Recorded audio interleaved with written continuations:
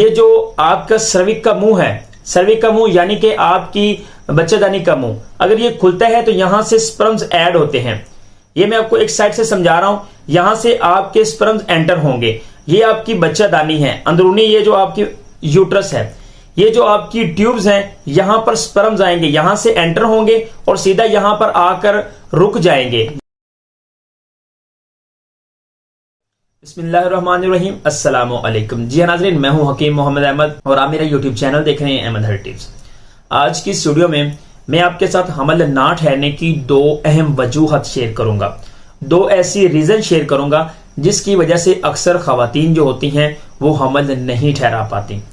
अक्सर आपको डॉक्टर हजरात ये कहते हैं कि आपके पास वक्त कम है, या आपकी रिपोर्ट्स वगैरह चेक करती हैं तो आपको ये कहते हैं कि आपको 1 साल का वेट करना चाहिए, लेकिन उसके बाद जब आप नेक्स्ट जाते हो तो बस आपको ये कह देते हैं कि आप सीधा से सीधा IVF की तरफ चले जाओ, जिसको बोलते हैं टेस्ट ट्यूब बेबी।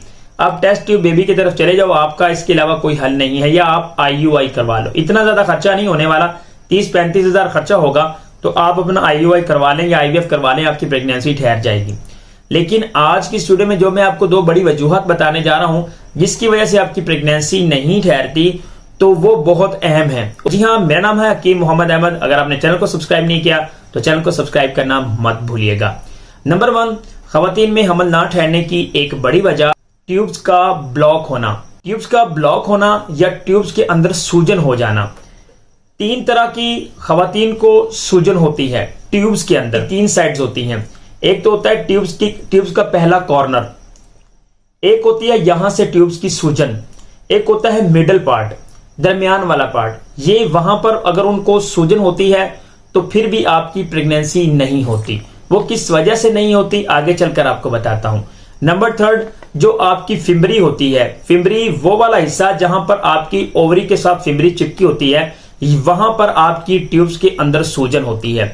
ये पूरा का पूरा जैसे ये निजाम मैं आपको बता रहा हूं, ये आपका निजाम है, आपका रिप्रोडक्टिव सिस्टम है। ये आपकी सर्विक का मुंह है और ये आपकी यूट्रस है। ये अनाशपाती की तरह होती है। ये आपको दोनों जो अगर आपको नजर आ रही हैं, ये आपकी ट्यूब्स हैं। ये जो ट्यूब्स हैं ये प्रॉपर तरीके से मैं आपको समझा रहा हूं। और ये ट्यूब्स जो हैं ये अगर आपकी ब्लॉक होती हैं तो ये प्रॉपर तरीके से जो ओवरीज होती हैं, यहां से एग का इखराज होता है, यहां से ऊपर फिम्बरी बनी होती है और फिम्बरी के नीचे आपकी ओवरी होती है। अगर ये वाला हिस्सा जहां पर आपको सूजन महसूस होती है तो आपकी प्रेगनेंसी नहीं होती, यहां पर इंफेक्शन हो जाती है।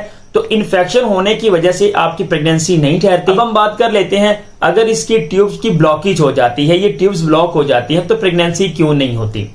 इन्फेक्शन हुई, आपकी प्रेगनेंसी नहीं हुई। इसकी ब्लॉकेज हुई तो प्रेगनेंसी नहीं हुई, क्योंकि ये जो आपका सर्विक का मुंह है, सर्विक का मुंह यानी कि आपकी बच्चेदानी का मुंह, अगर ये खुलता है तो यहां से स्पर्म्स ऐड होते हैं।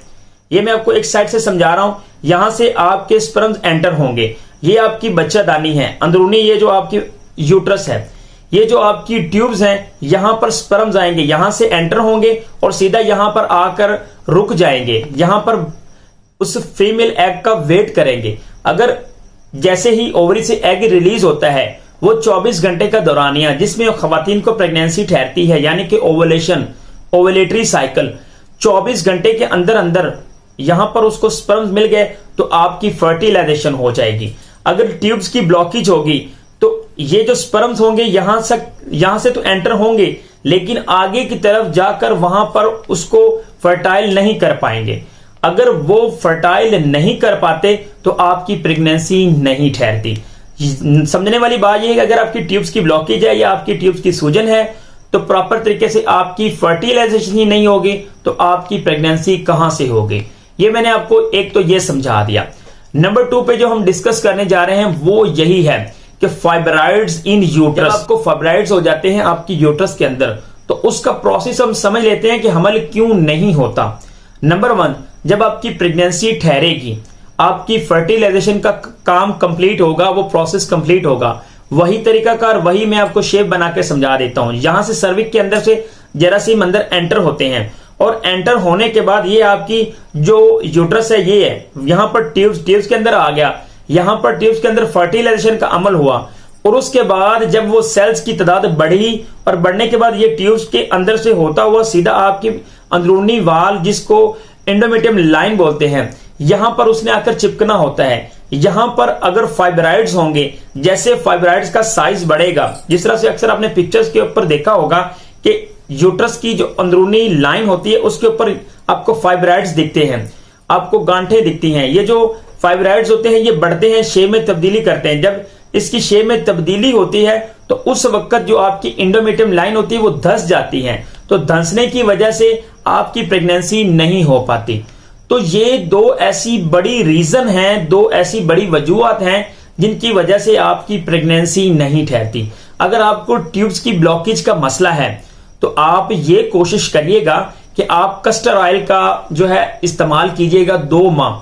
अगर आप 2 माह कस्टर ऑयल का इस्तेमाल करते हो तो ये आपकी ट्यूब्स की जो ब्लॉकेज है उसको खोल देगा। ये एक होम्योपैथिक इलाज है, इससे आपको फायदा ये होगा, ट्यूब्स की जो ब्लॉकेज होंगी वो खुल जाएंगी, जो स्पर्म्स होंगे वो वहां पर पहुंच जाएंगे। अगर आपकी ट्यूब्स की सूजन है तो वो भी ठीक हो जाएगी। लेकिन एक चीज का आपने ख्याल रखना है, आपने हैज के दिनों में, माहवारी के दिनों में ये जो कस्टर ऑयल का मसाज है ये आपने नहीं करना।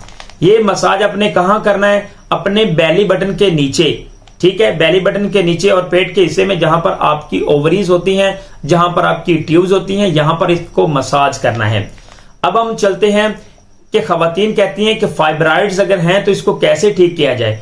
कुछ डॉक्टर हजरात ऐसा कहती हैं, अगर आप चाहते हैं प्रेगनेंसी को कंसीव करना तो इसको सर्जरी करवाकर निकलवा दें।